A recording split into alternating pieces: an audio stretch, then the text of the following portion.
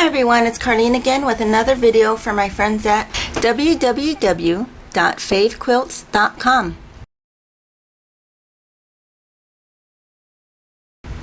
Today we're going to be making a 9-patch table runner.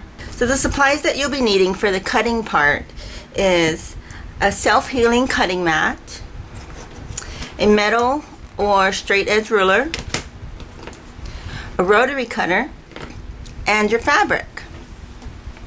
Now today I've got 3 different fabrics. I have the red, white, and blue, of course, and we're going to be cutting 3-inch squares. We're going to start with the white, and I've already ironed it to get the creases out, and we're actually going to fold it in half. And by the way, these are just fat quarters, so it's very inexpensive to make this table runner. So the important thing is that you want to get all your edges straight, or as straight as possible. So I'm just folding this up, and actually I'm going to stop there, so I don't want it to be too thick. So what I'm going to do is take my ruler, and we're going to cut a straight edge to start with. So we're just going to line it up, take our rotary cutter, and if you can see the grid lines on this mat, I'm actually going to align it on my right side just a little bit over one of the grid lines, and that's going to help give me a straight edge because I'm going to line it up with one of the lines and then cut. Oops. And there you go. So that's our straight edge. Now we're going to need to cut 3 inches. So keeping it lined up, I'm going to line up 3 inches and then cut again, just like that. And so for the white, I'm actually going to be needing 12 3x3-inch squares. So this is the extra so far, and again I'm going to do the same thing. I'm lining up actually a top and a side grid, and again I'll just make sure it's aligned and cut at the 3-inch mark.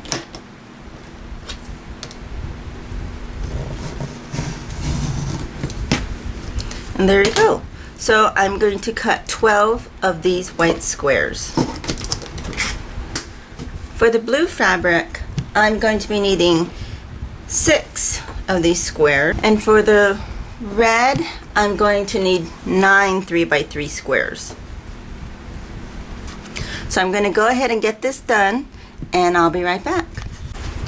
So I've got all my squares cut, and the reason they call it a 9-patch square is because it basically has 9 squares. And this is one of the patterns that I'm going to be using.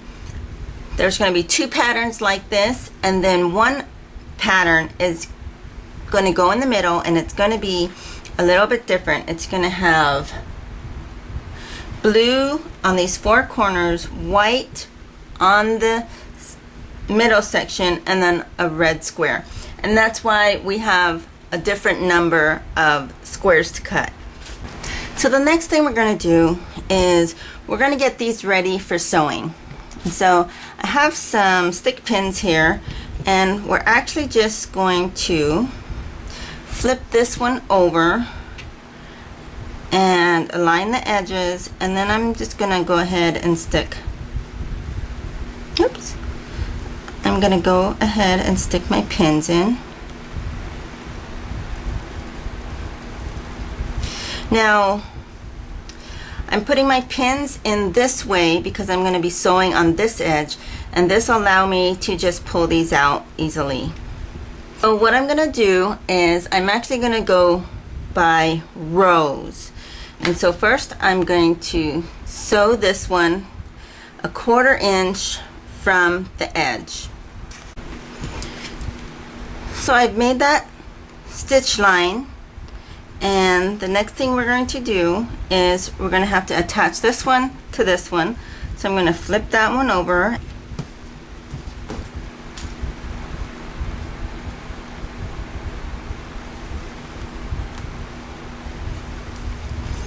And I'm pinning it the same way. And now I'm going to be able to stitch right here 1/4 inch from the edge. So this is what my first row looks like. Now I'm going to go ahead and sew the rest of the rows separately. So I'm going to sew this row together and this row together, and then I'll come back and show you what we do next. Okay, so now I have each row completed, and you can see they're all sewn together. Now the next thing we need to do is we're going to start with the center one and flip it over to the next one. Now when you are doing this, you want to make sure that this point here is going to align with this point, and this one with this one. So when I fold it over and take my pin, I'm going to take my pin, and so I'm going to put it 1/4 inch away from this edge and right into the seam, and I'm going to do the same for this one here, and that aligns up my pieces. And then again, I like to put my pins sticking out this way, so I'm going to go ahead and get another one. I'm going to do the same thing. Now to help me in this process, I actually ironed my seams down so that it was easy to do this. So you can see my seams here are ironed out, and so what I did was, for the first row I ironed out, for the second row I ironed it in, and the third row I ironed it out. And that just kind of evens out the bulkiness.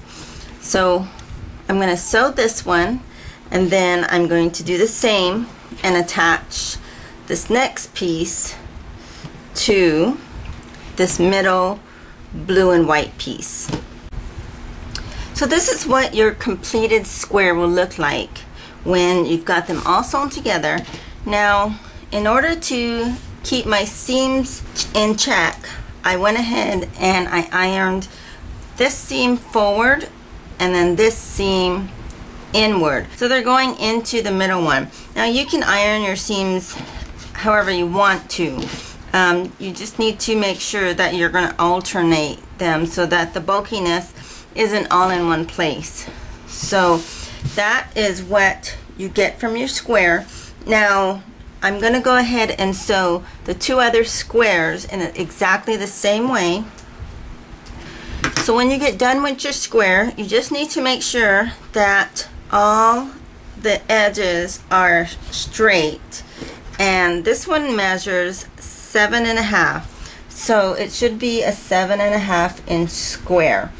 Now if it's not, you can go ahead and trim. Like you can see, this little edge has a little bit extra length crossing off there. So I'm gonna just align it and use my rotary cutter and trim that off. The reason that you need your squares to be the same size is it's really gonna affect your table runner if all the squares are not the same. So I'm going to do the other two and I'll be right back. So I have all my 3 9-patch squares done, and I cut a strip of muslin that is 1.5 inches wide, and this is going to be sewn in between these two spots here. So basically we'll just use the middle square, and we're going to put a strip here and then a strip here.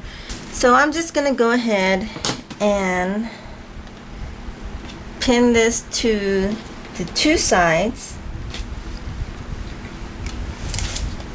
and I'm going to leave a little bit excess, and I can always trim that off. So these are just going to go on the sides like this, and you'll need to sew a 1/4 inch seam.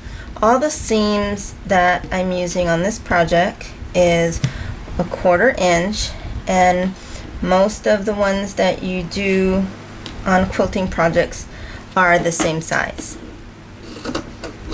Okay, so I'm going to go ahead and sew these two sides on and then flip them, and then again just attach them to the other two, and then we still have another border to do, which is on the top and the bottom, but we'll get to that in just a minute.